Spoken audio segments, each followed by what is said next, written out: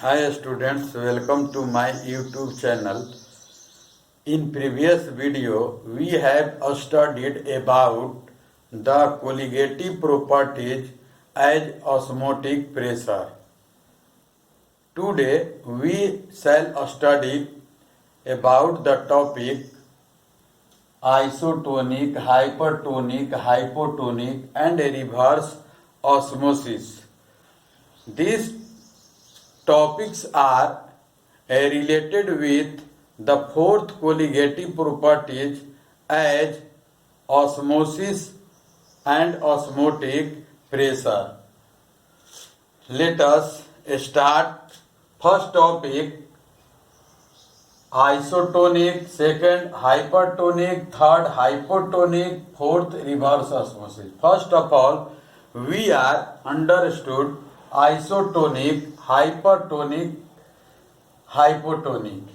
Isotonic, hypertonic, hypotonic को समझने के लिए एक रिफरेंस हम लोग कंसीडर करते हैं। उस रिफरेंस से अगर अधिक या कम या इक्वल अगर ऑस्मोटिक प्रेशर का वैल्यू प्राप्त होता है तो उस सॉल्यूशन को अलग अलग कैटेगरी में हम लोग क्या करते हैं, क्लासिफाइड करते हैं। सपोज कीजिए कि दो आपके पास सॉल्यूशन है और दोनों का ऑस्मोटिक प्रेशर निकालने पर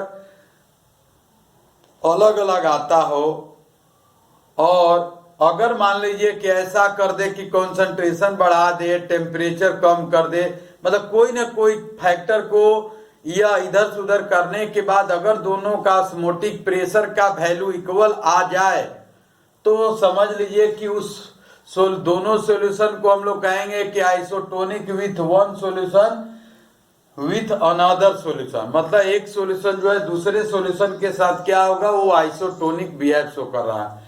तो सपोज कीजिए कि मान लीजिए कि यहाँ पर जैसे देता है यह एक सॉल्यूशन हुआ, ठीक है।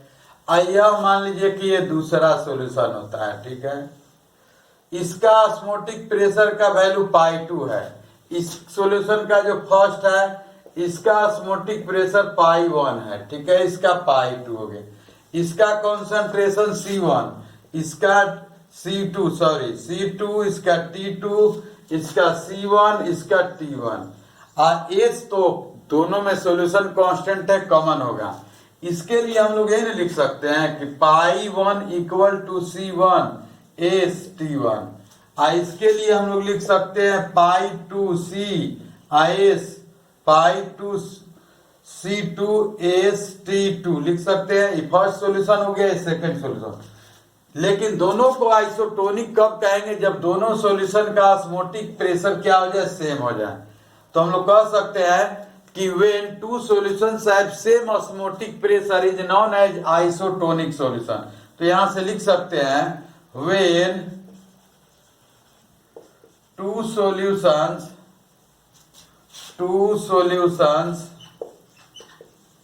when two solutions have same osmotic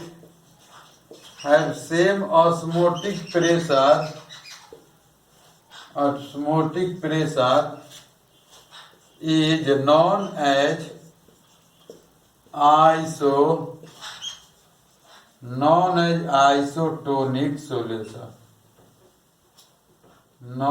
isotonic solution, ठीक है। तो π1 इक्वल टू हम लोग कंसीडर कर सकते हैं π2। π1 का वैल्यू है C1 एस, तो कैंसिल हो जाएगा, ऐसे लिख देते हैं C1 S T1 C2 S T2। यहां से एस कैंसिल कर दीजिए, यहाँ C1 T1 equal to C2 T2 मिल रहा है। अगर दोनों का टेम्परेचर कांस्टेंट हम लोग कर दे, दोनों का, इफ दोनों सॉल्यूशन है, दोनों का temperature constant, if temperature of both solutions have constant हो जाए, देन C1 इक्वल टू क्या लिख सकते हैं हम लोग, C2 लिख सकते हैं। C1 और C2 के वैल्यू को हम लोग क्या कर सकते हैं, इक्वल कर सकते हैं। C1 इक्वल टू हो गया C2। अब इसको हम लोग आगे इसको लिख सकते हैं, C1 कॉन्सेंट्रेशन है तो N/V के टर्म में लिख सकते हैं। तो N1/V1 लिखेंगे इक्वल C1 C2 बचा, तो C इक्वल टू N/V, तो N1 डिवाइडेड बाई V1, ये हो जाएगा N2 डिवाइडेड बाई V2। अब यहां से हम लोग क्या कर सकते हैं, अगर मान लीजिए कि दोनों का कांस्टेंट हो जाए volume, if V1 equal to V2, then हम लोग क्या लिख सकते हैं, N1 इक्वल टू N2।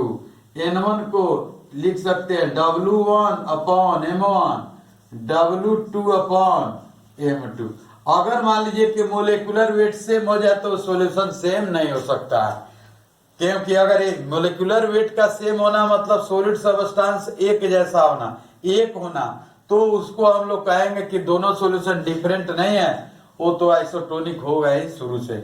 तो इसको हम लोग कह सकते हैं कि इसमें में आइसोटोनिक को डिफाइन करते हैं। अब सपोज कीजिए कि मान लीजिए कि ह्यूमन का ये बॉडी है, ये आरबीसी है, आरबीसी, रेड ब्लड कॉर्पस्कुलस।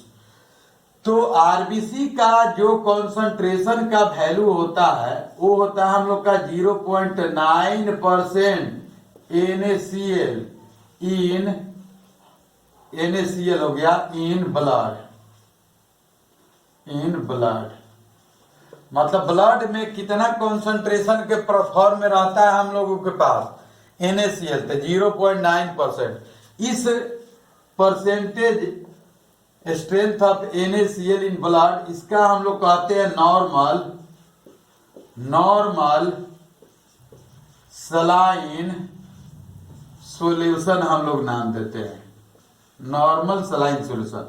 इस नॉर्मल सलाइन सॉल्यूशन में अब यहां देखिए कब हाइपरटोनिक होगा, कब हाइपोटोनिक होगा। अगर इससे अधिक, मान लीजिए कि ये 0.9 है, ध्यान दीजिए, इसको हमने क्या किया, किसी दूसरे में बाहर, ये हो गया एक्सटर्नल, इसके अंदर का 0.9% है NaCl है। अब बाहर में हमने क्या किया, इससे अधिक 1.1%, मतलब 0.9 से अधिक, 0.9 से अधिक हो गया, इसको ऐसे समझिए, ग्रेटर देन 0.9% बाहर का कॉन्सेंट्रेशन है। तो इस सॉल्यूशन का हम लोग नाम क्या देंगे, हाइपरटोनिक नाम देंगे, क्योंकि इससे अधिक है तो ये आ जाएगा हाइपरटोनिक। तो हाइपरटोनिक में होगा क्या कि याद होगा ऑस्मोसिस जब भी होता है तो लो कॉन्सेंट्रेशन से क्या होता है, हाई कॉन्सेंट्रेशन की ओर होता है। तो इसमें से पानी निकल के क्या होगा कि ये बाहर जाने लगेगा, वाटर बाहर निकल जाएगा, और वाटर बाहर जाएगा तो स्वाभाविक है कि इसमें क्या होगी, श्रिंकेज होगा, ये श्रिंक हो जाएगा, श्रिंक होगा, श्रिंक सिकुड़ जाएगा। अगर मान लीजिए कि इसका ये दूसरा कंडीशन ऐसा होता है कि मान सपोज कीजिए कि ये आपको हमने ले लिया, ये ब्लड है 0.9 तो फिक्स है परसेंट। अब बाहर का क्या है कि अभी ये ग्रेटर देन था, अभी लेस देन हो जाए, लेस देन 0.9% हो जाए। लेस देन मतलब इसका अब क्या होगा कि कॉन्सेंट्रेशन कम है बाहर का, तो वेपर प्रेशर कम होगी। अब इसमें से ये पानी क्या होगा, ठीक है, ये अब इसमें से अब क्या होगा, इसका हाई कॉन्सेंट्रेशन है, बाहर वाले का कम है, बाहर वाले का कम है। तो इसमें हम लोग कह सकते हैं कि 0.9%, तो ये कहलाएगा हाइपोटोनिक सॉल्यूशन, यह हो जाएगा हाइपरटोनिक सॉल्यूशन होगा।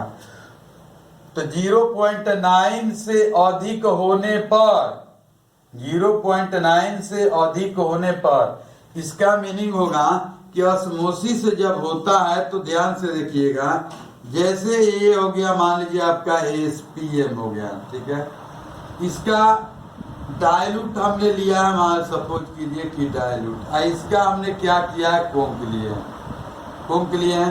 तो डाइल्यूट से कोम की ओर क्या होता है कि ऑस्मोसिस होगा, डाइल्यूट से क्या होगा कोम की तरफ। तो स्वाभाविक है कि ये 0.9 है, इसमें का पानी निकल के क्या होगा कोम की तरफ चला जाएगा, क्योंकि यह भी एसपीएम के जैसा काम करता है ब्लड का सेल जो है, और इसमें तो श्रिंक होगा। अब इसमें क्या है कि इसमें अब ये स्वेलिंग होगी, ये क्या होगा इधर इसमें वाटर एंट्री करेगा, क्योंकि कह रहा है कि लेस देन 0.9% है, बाहर वाटर ज्यादा है सपोज कीजिए इसमें, तो स्वाभाविक है कि पानी क्या होगा कि घूमने लगेगा। मतलब यहाँ ये है 0.9 है, ये है, स्वाभाविक है कि इसका पानी क्या होगा कि हम लोग को निकल के इसमें जाने लगेगा 0.9 का 0.9 की तरफ पानी यहाँ एंट्री करेगा। डाइल्यूट है 0.9, ये है कोम हो गया, तो पानी का क्या होगा एंट्री होगा। तो स्वाभाविक है कि इसमें क्या होने लगेगा कि स्वेलिंग होगा, फूल जाएगा, स्वेलिंग, ये स्वेलिंग होगा। तो इसका नाम देते हैं हम लोग क्या, इस सॉल्यूशन का नाम हम लोग देंगे 0.9% ऑफ NaCl इन ब्लड, इसका ह्यूमन ब्लड। इसका मीनिंग हुआ कि 100 मिलीलीटर ब्लड है, उसमें 0.9% NaCl है, उससे अगर अधिक आता है तो उसका नाम देंगे क्या हाइपरटोनिक, उससे कम आएगा तो उसका क्या नाम देंगे हम लोग हाइपोटोनिक का नाम देंगे। ठीक है, तो यहाँ से हम लोग लिख सकते हैं कि ये हाइपरटोनिक हो जाएगा, ये क्या होगा हाइपरटोनिक होगा। इसका रिफरेंस क्या है, तो रिफरेंस इसी को हम लोग कंसीडर करते हैं। तो आइसोटोनिक, हाइपरटोनिक, हाइपोटोनिक हो गया। रिवर्स ऑस्मोसिस, रिवर्स ऑस्मोसिस को समझने के लिए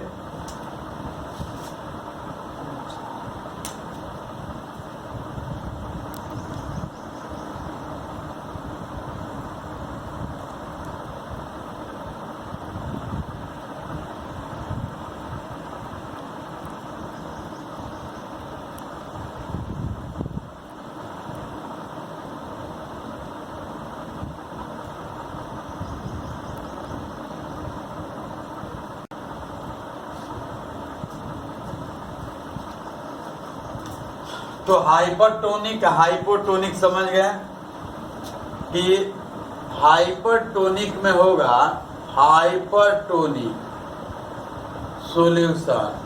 सिंपल वे में समझ लीजिए कि किसी सॉल्यूशन का अगर कॉन्सेंट्रेशन का वैल्यू 0.9% NaCl जो कि नॉर्मल सलाइन सॉल्यूशन है उससे अगर अधिक आता है तो समझिए कि वो हाइपरटोनिक है। जैसे ये हाइपरटोनिक हो गया, तो हाइपरटोनिक में क्या होगा श्रिंकिंग होगा, और हाइपोटोनिक में क्या होता है कि स्वेलिंग होता है, ब्रस्ट हो सकता है, ब्लड में डालेंगे तो फट जाएगा, ब्रस्ट कर सकता है। तो लिख सकते हैं कि हाइपरटोनिक सॉल्यूशन में क्या होगा कि इट इज जैसे the concentration of solution is greater than कितना greater than 0.9% NaCl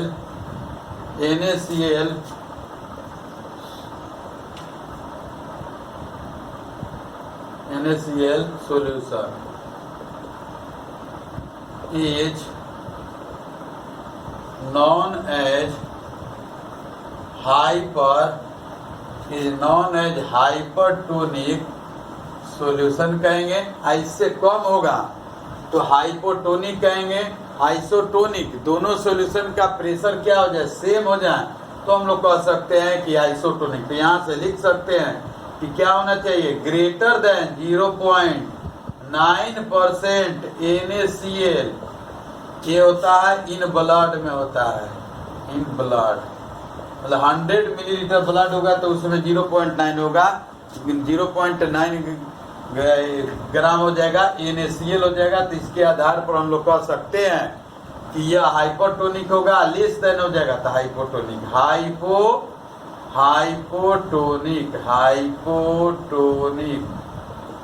solution, hypotonic solution. तो हाइपोटोनिक में क्या होगा the concentration of solution is lesser than 0.9% NaCl solution is known as hypotonic solution. ठीक है, ये हाइपोटोनिक सॉल्यूशन हो गया। तो हम लोग लिख सकते हैं क्या, ये लेस देन, मतलब ये वाला वैल्यू जो होगा लेस देन होगा किससे, 0.9% NaCl इन ब्लड। ये तो ब्लड, ह्यूमन ब्लड के साथ रिफरेंस इसका स्केल लिया गया है। ऐसे भी अगर मान लीजिए कि कोई भी सॉल्यूशन है, दो सॉल्यूशन है, उसमें से जिसका अगर आपको आता हो कॉन्सेंट्रेशन अधिक है तो हाइपरटोनिक होगा, जिसका कम है वो क्या हो जाएगा, हाइपोटोनिक सॉल्यूशन हो जाएगा। तो इसको हम लोग कहते हैं आइसोटोनिक, हाइपरटोनिक, हाइपोटोनिक, ये सब हाइपरटोनिक तक सॉल्यूशन कहलाया। इसको अब हम लोग समझ सकते हैं ऑस्मोमोलरिटी किसको कहते हैं। What do mean by osmolarity. तो ऑस्मोमोलरिटी में और आइसोटोनिक में क्या डिफरेंस है कि आइसोटोनिक सॉल्यूशन में प्रेशर कांस्टेंट है, ऑस्मोटिक प्रेशर कांस्टेंट है। Osmolarity, what do mean by osmolarity solution. तो ऑस्मोमोलरिटी सॉल्यूशन में क्या होगा, सपोज कीजिए कि यहाँ पर मान लीजिए कि हमारे पास दो तरह का सॉल्यूशन है। ठीक है, दो तरह का सॉल्यूशन है। ये है फर्स्ट सॉल्यूशन है, आइए मान लीजिए कि ये सेकेंड है। इसका पाई 1 हुआ, इसका पाई 2 हो गया, C1 हो गया, इसका C2 हो गया, इसका T1 इसका T2 हुआ। एस फॉर सॉल्यूशन कांस्टेंट ये सेम होता है। अब ये सॉल्यूशन फर्स्ट है, आपको सॉल्यूशन फर्स्ट है, ये सॉल्यूशन क्या है, सॉल्यूशन सेकेंड है, ये फर्स्ट है। ठीक है, पाई 1 इक्वल टू C1 ST1, इसके लिए हो गया पाई 2 इक्वल टू C2 ST2 हुआ। आइसोटोनिक सॉल्यूशन कब था कि पाई 1 इक्वल टू पाई 2। ऑस्मोमोलरिटी किसको कहेंगे, मोलरिटी मींस दैट कंसंट्रेशन, जिसमें कंसंट्रेशन सेम हो जाए, मतलब C1 और C2 हो जाएगा, ये आइसोटोनिक हो जाएगा। ये pi 1 equal to pi 2, pi 1 equal to pi 2, इसको आइसोटोनिक का नाम देंगे, आइसोटोनिक। एक का अधिक हो जाए तो हाइपरटोनिक, कम हो जाए तो हाइपोटोनिक, सेम हो जाए तो आइसोटोनिक। ऑस्मोमोलरिटी का मीनिंग होगा कि ऑस्मोसिस से रिलेटेड जो आपको कंसंट्रेशन मिलेगा, मतलब C1 और C2 का वैल्यू अगर इक्वल हो जाए तो उसका नाम हम लोग दे देंगे ऑस्मोमोलरिटी। ठीक है, तो इस आधार पर हम लोग को मिला। अब ये समझते हैं हम लोग क्या, रिवर्स ऑस्मोसिस। याद होगा कि जैसे मान लीजिए कि रिवर्स ऑस्मोसिस में क्या होगा कि ये पिस्टन कॉन्क सॉल्यूशन साइड की ओर हम लोग यूज किए। ठीक है, ये पार्टीशन वाल के जगह पर हमने क्या किया, SPM जोड़ दिए, SPM हो गया। ठीक है, यहाँ इसको हमने क्या किया, पिस्टन यूज कर लिए। ठीक है, इसमें हमने क्या किया कि डाइल्यूट सॉल्यूशन, यहाँ वाटर ले लिए, जो भी है ये हमने प्योर वाटर ले लिए। चलिए, ये प्योर वाटर हमने ले लिया, ये प्योर वाटर, ये हमने सलाइन वाटर ले लिया। ठीक है, सलाइन वाटर, यहाँ से इसको हमने क्रॉस कर दिया, यहाँ से क्या हो रहा कि ये आपको सलाइन वाटर पहुँच रहा है। ठीक है, ये सलाइन वाटर इसमें आ रहा है। ठीक है, सलाइन वाटर जा रहा है। ठीक, ये हो गया सलाइन वाटर का इनफ्लो ऑफ सलाइन वाटर हो गया, इनफ्लो ऑफ सलाइन वाटर, जिस या कॉन्सेंट्रेटेड सॉल्यूशन हुआ। अब यहाँ पर इसमें पानी आ गया, अब इसका तो वेपर प्रेशर सेम होगा। ठीक है, इसका वेपर प्रेशर क्या होगा, लो होगा, ये लो VP, इसका क्या हो जाएगा, मोर VP हो जाएगा, मोर वेपर प्रेशर। ठीक, अब पिस्टन ये हो गया, पिस्टन के द्वारा प्रेशर जैसे ही लगाएंगे तो एक तो ऐसा पहला कंडीशन होगा कि ऑस्मोसिस क्या होगा कि होते रहेगा, पहले तो होगा मतलब इधर पानी मूव करते हुए आएगा इस तरफ, ये क्या वाटर का मूवमेंट इधर होगा, वाटर, इसमें भी वाटर का मूवमेंट होगी। ठीक, इसमें भी क्या होगा कि वाटर का मूवमेंट होगा, वाटर मूव करेगा, ये वाटर मूव किया। कब तक मूव करते रहेगा? जब तक कि दोनों का वेपर प्रेशर इक्वल ना हो जाए। दोनों का वेपर प्रेशर जब इक्वल हो जाएगा तो stop the osmosis process. Osmosis क्या होगी? स्टॉप हो जाएगी। लेकिन मान सपोज कीजिए इधर 4 ATM है, 4 सपोज कर लीजिए कि इधर 4 ATM है, हाँ इधर मान लीजिए कि 2.2 ATM है या 2.5 ATM है, तो 1.5 ATM इससे हमने क्या किया? प्रेशर लगाया। 1.5 ATM हमने प्रेशर लगा दिया, इस पिस्टन के द्वारा लगा दिए। ठीक है, इक्वल तो हो गया। लेकिन 1.5 ATM से अधिक जब प्रेशर अप्लाई करेंगे कोंग सॉल्यूशन साइड, तो ये जो प्रोसेस है, जो वाटर का मूवमेंट प्योर वाटर से सलाइन वाटर की ओर आ रहा था, अब क्या होगा? मूवमेंट हो जाएगा सलाइन वाटर से क्या होगा? Pure water. कब होगा? कब होगा? तो the extra press the value of extra pressure is greater than the osmotic pressure. The value of extra pressure is greater than osmotic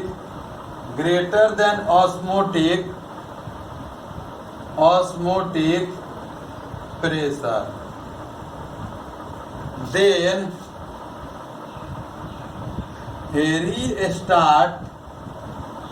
restart the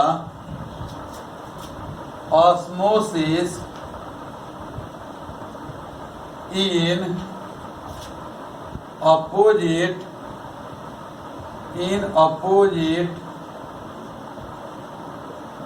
direction, मतलब पहले जिस डायरेक्शन में हो रहा था उसका अपोजिट, तो इसका नाम हम लोग क्या देंगे? अपोजिट होने लगा, पुनः स्टार्ट हो गया, उल्टा हो गया, इसलिए इसका नाम देते हैं it is known as reverse osmosis, RO। इसी को मार्केट में क्या किया गया? इसको ऐसा सिस्टमैटिक वे में इसको अरेंज कर दिया गया ताकि सभी को यूज करने में क्या होगी? इजी, आसानी हो, सुविधा हो। तो इसको ऐसे क्या किया गया? एक तरफ से वाटर आ रहा है, इसमें क्या किया गया? मेम्ब्रेन SPM जोड़ दिया गया, इसको ऊपर कर दिया गया, इसको नीचे कर दिया गया। ऊपर सलाइन वाटर आ रहा, मेम्ब्रेन से क्रॉस कर रहा, मतलब ये जो पूरा सेटअप ऐसे है, इसको ऐसे सेटअप कर दिया गया। ऊपर गया, एक तरफ से सलाइन वाटर आ रहा है, अब इसमें जा रहा, फिल्टर होके जा रहा है, प्लाज्मा मेम्ब्रेन ये लगा हुआ है, आर्टिफिशियल है यहाँ पर। इसमें अब हम लोग क्या करते हैं कि यहाँ से क्या कि नल को लगा देते हैं और पानी को यहाँ से निकाल देते हैं। तो ऑस्मोसिस से जस्ट जो उल्टा प्रोसेस यहाँ पर एक्स्ट्रा प्रेशर अप्लाई किया गया कोंग सॉल्यूशन साइड की तरफ, तो जो सलाइन वाटर है वो प्योर वाटर में कन्वर्ट हो गया। इसका नाम देते हैं क्या? Reverse osmosis. The concept of a reverse osmosis is used in purification of saline water या conversion of saline water into pure water या saline water into drinking water. तो इसका नाम हम लोग क्या देते हैं? Reverse osmosis. यह रिवर्स ऑस्मोसिस जो है बेस्ड अपॉन ऑस्मोसिस प्रोसेस पर ही है, और दो केमिस्ट या दो साइंटिस्ट इसका प्रोपोज किए थे रिवर्स ऑस्मोसिस और प्यूरिफिकेशन ऑफ वाटर करने के लिए। बर्कले एंड हार्टले के द्वारा क्या किया गया? इसी ऑस्मोसिस का सेटअप थोड़ा सा एक्स्ट्रा प्रेशर जो पिस्टन के द्वारा जो लग रहा था उससे भी ज्यादा करके एक कोंग सॉल्यूशन साइड की तरफ जब देखा गया कि यह जो सलाइन वाटर है प्योर वाटर तो रिवर्स हो रहा है इसके जस्ट उल्टा अपोजिट साइड में, तो इसका नाम दिया गया रिवर्स ऑस्मोसिस। और आज जो है प्रेजेंट टाइम में जो है मैक्सिमम हम लोग क्या करते हैं, जो सलाइन वाटर, जो अर्थ से जो सलाइन वाटर जो निकल रहा है उसमें कई तरह के इम्प्यूरिटीज है, वो सारे इम्प्यूरिटीज को क्या किया गया, वह निकाल दिया जाता है इस आरओ के द्वारा, और ये पानी क्या हो जाता है, प्योर हो जाता है। लेकिन इसका टीडीएस बहुत ही कम नहीं होना चाहिए। अगर बहुत ही टीडीएस कम हो जाएगा, अगर सोचिएगा कि जितने भी मिनरल्स है सारे को निकाल दे तो वह क्या है, ड्रिंकिंग वाटर नहीं हो सकता है। तो थोड़ा बहुत उसमें क्या है, एसेंशियल मिनरल और जो डेली लाइफ में जो उसकी रिक्वायरमेंट है वो बैलेंस होना चाहिए। तो उसका टीडीएस क्या होता है कि मैकेनिक के द्वारा सेटअप कर दिया जाता है, वो सेट हो जाता है। प्रत्येक इलाके पार्टिकुलर फील्ड और इलाके में जितने भी होता है वो सभी का वाटर का जो क्वालिटी होता है वो अलग अलग होता है। तो जो टोटल डिजर्व्ड सॉलिड पार्टिकल्स है, TDS, total deserved solid particles, उसको सेट करके निकाल दिया जाता है। इसके द्वारा हम लोग कह सकते हैं कि सलाइन वाटर को प्योर वाटर में हम लोग क्या कर सकते हैं, कन्वर्ट कर सकते हैं। Tomorrow onwards we shall start the topic colligative properties related numerical problems based upon osmotic pressure. Please subscribe, like and share it. Thanks.